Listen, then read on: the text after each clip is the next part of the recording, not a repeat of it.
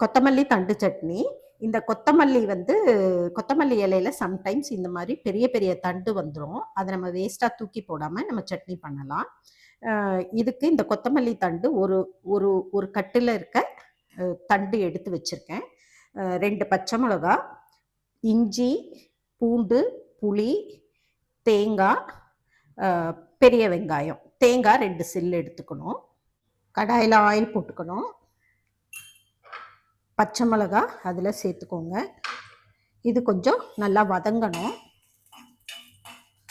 புளி சேர்த்துக்கோங்க. இஞ்சி, பூண்டு இதெல்லாம் சேர்த்து நல்லா வதக்கி எடுக்கணும். வெங்காயத்தை வதக்கி எடுத்துக்கோங்க. வெங்காயம் வதங்கிடுச்சு. இது கூட இந்த கொத்தமல்லி தண்டு போட்டு வதக்கிக்கணும்.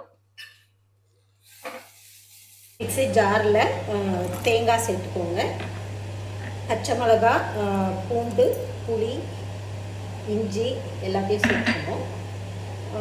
வெங்காயம், கொத்தமல்லி தண்டு இலை தண்டு வதக்கினதையும் இதோட சேர்த்து அரைச்சி எடுத்துக்கணும். கொஞ்சம் சேர்த்துக்கோங்க. அழிச்சு இதோட சேர்த்துடணுங்க. சின்ன வெங்காயம் கொஞ்சம் சேர்த்துக்கலாம். சட்னி சூப்பராக இருக்கும்.